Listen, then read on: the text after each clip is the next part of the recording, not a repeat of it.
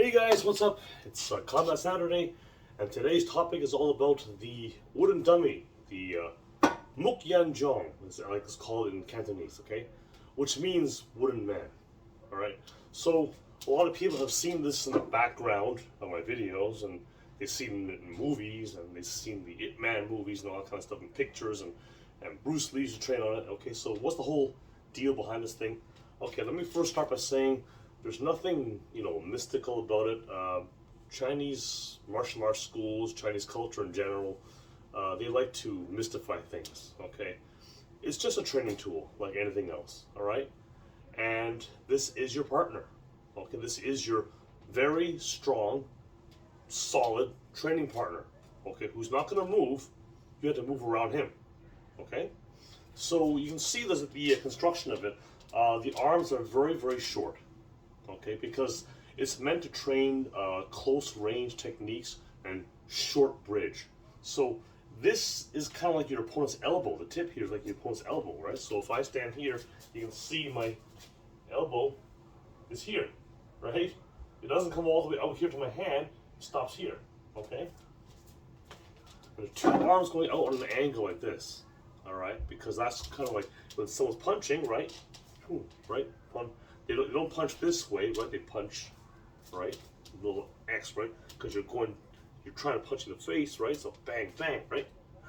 So that represents this, okay? Any kind of, they're not literally arms. It's any kind of, energy projecting in that direction on that plane, okay? Now you've also got a lower arm here, a lower energy projection on here. So that could be like a low punch, it could be a kick, doesn't matter exactly what it is, but it's some kind of energy coming out at you this way. So you have to deal with that, right? And then you got the lead leg coming down here. You can see that lead. Hold on. See that leg there? Okay. All right. Okay. So now why it's set up this way is that it's not easy to get in to hit this thing, okay? Now, if you have a heavy bag is for a different purpose. Heavy bag is to train striking power and also range and timing and accuracy. I mean, there's a lot of advantages of training on a heavy bag, of course, but that's not the purpose of this, okay? This is meant to train accuracy, meant to train flow, and proper positioning and things, okay?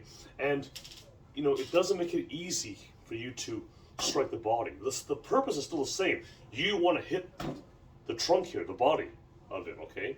That's the idea. I mean, that's your goal. Keep your eye on the prize, but you have all these things in the way. You got a lead leg here. You got these arms here. All right. So the idea is you have to move around them, okay? Deal with them, all right? But not. Not when I say moving around, I don't mean running away, okay? I don't mean coming here and coming way over here and creating all this space. I've seen some people doing that. It's a really stupid habit which they have, okay? But they'll make a contact with the dummy and then they'll back away here and come back in. Okay, no, this is completely stupid, okay? Once you're in, you stay in, okay? You do not back away and come back, okay? It's stupid. There is, I mean, unless that's what you're actually training, unless you're training, like being from a distance and entering, okay? There is a section of the dummy form which is like that, and people misunderstand that, okay? That's kind of like an oh shit moment, okay? Okay, but it's not your goal. All right. I mean, I'm not going to show the actual form, that particular part today, but I do want to give you an idea of the theories behind it and things. Okay. So remember, the idea is to actually hit the body, but how to do with all these things around. Okay. So there's a few excerpts from the form that I want to show you, and you can do as a drill, and this can help you understand how to do these things. Okay. So one movement here. This is called the gansao or ganda, and there's like a lower deflection and a strike with the upper arm. So it's like here, all right? So something's here. I'm trying to get in. I'm trying to strike. Something's in the way. okay? You can do both sides. So make sure you don't go sideways. I'm not going sideways like this. Some people think it's that way. It's going forward, okay? So I'm going forward, forward, forward. Okay? And you notice I'm turning on my feet as well. So here, here. I've done videos before about shifting, but you know, you're pivoting on your feet and you're turning. This helps to connect the body, but it also helps you take an angle. See, I'm not right, I am dead center here. I don't want to be dead center because all this stuff is coming at me and it should make me feel a little uneasy, a little uncomfortable. So I'm going to stand here and bang, bang, bang. Okay? Now, so I've done that, all right? But something's in the way, so what do? I do a Hyun Sao. This is called a Hyun Sao. I come around the arm, and then I strike the body. See? So here.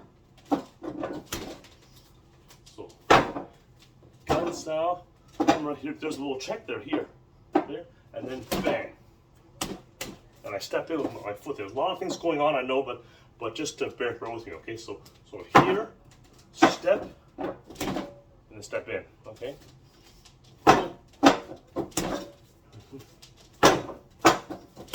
See, so you see, the nature of the arms, it helps your positioning, it helps your flow, and it's almost like your other arm has to do something. Okay, one of the rules in Wing Chun is both hands have to be busy.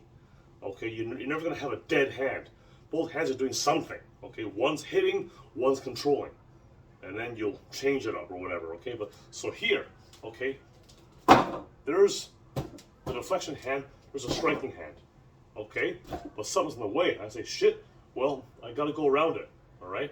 I can't just keep pushing forward because this is a strong dude here, okay? He's stronger than me, all right? So, I come here, I come around, I circle around, redirect the energy, then this hand just kind of comes up because this is my controlling hand, and then there's my striking hand, okay? Or punch or whatever, okay? And at the same time, that leg checks, okay? So there's the movement, okay? You're gonna go 1, 2, 3. See? There's a gansao here and there, see? So the gansao, I encounter the obstruction, I go around it, and bang, okay? All right. Another one is using a technique called the bongsa. Bongsa means wing arm. In Cantonese, wing arm. So it comes up here and boom. Okay. So this is a very misunderstood technique.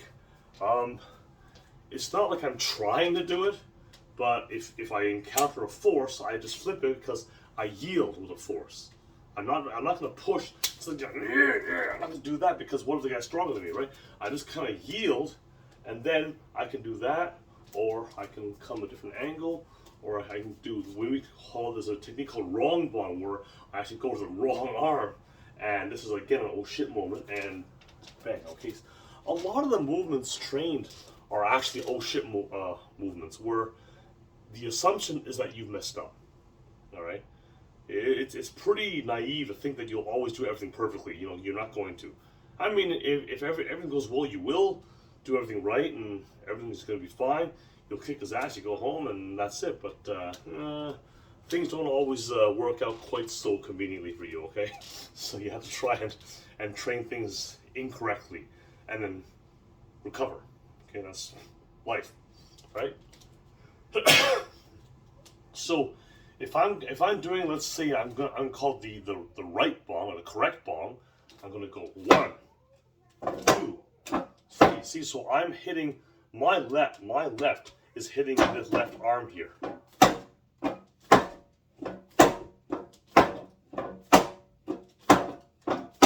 See? So I come in, once again, I'm not going sideways like this. I'm going forward, forward, forward, okay?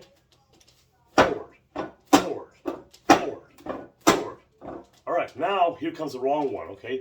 I messed up. I am not going to do this arm. I'm going to do this arm. with my left. Okay, which means I'm not Shit's Creek. Okay, so oh shit! Well, I got to see now. I got to turn it around. As soon as I'm here, I get that elbow down. See, I'm here. Okay, so that I mean, sometimes it happens, right? Something happens. You know, right. It's almost like taking advantage of the natural reflex, the natural instinctive response. Okay, so again, it's not something which you plan on doing necessarily, but it just comes up. Oh shit! Right. So I'm like, oh shit, and then so here, see, so I intentionally practice going on the wrong arm. So I can step, step, step, step, step. Okay, so let's go over those two sequences again. Okay, we got that Gansao here, bang, and then we have this one here. Okay, and so all of these movements involve you know, having to go around the force. Okay, you can't just, you know, barrel right through down the middle. You could try, but it's not the best thing. Okay, the idea is to just go around the force. Okay, and you can use the dummy in different ways. Now suppose I try to enter the punch and I encounter something, a force. Well, rather than just pushing forward, I can dump it and then I can hit over here, right? This is called Tanda, spreading hand. Okay, now it could be in a traditional form, it's like here, all right, which is the basic spreading energy. But in a real situation, it may be that way, or it could be like this kind of, you know, where it's more of like a high guard type block, right? Boom, right? This kind of thing.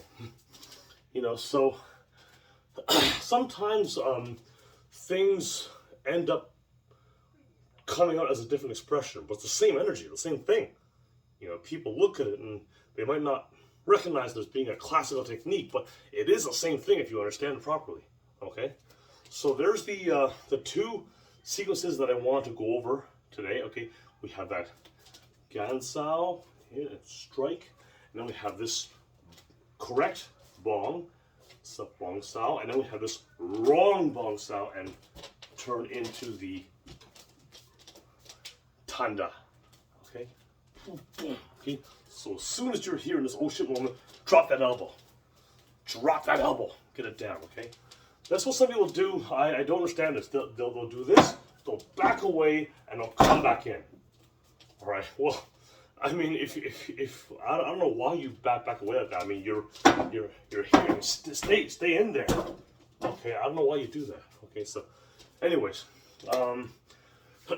you know, obviously I can't go over the entire form, but these are some of the most important concepts which is taught in the form using the dummy. Okay, once again, the dummy is your training partner. Nothing mystical about it. It's your training partner. It's a very solid training partner who will never complain. You can hit these arms, hit the leg, do whatever you want with it, and he'll never complain. Okay, just remember, it's not actually a heavy bag. You want to hit the body. Sorry. You want to hit the body, but it's not the same as a heavy bag. You want to get that flow and get those angles and train those angles and things. Okay, and there's other techniques too as well. But you know, it's essentially, you know, it's the same idea. You're getting off the line, and you're dealing with a very, very powerful force here. Okay, like just now, there's that movement here where I do a low bong sao, I step out here, and then I do a kick there. Okay, so you know, you can use it in any way you want to, but these are the traditional movements, which of course is the bread and butter of how you train it. Okay, but you know, you can also train entries on it.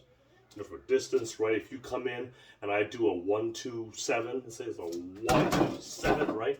Well, there's a trap. See, 1, 2, So try to take my gun sound, right? So you see, you can do a lot with it. Okay. So, anyways, yeah, there we go. There's the introduction to the Mook Jong wooden dummy. If you have any questions, let me know, and I'll talk to you soon.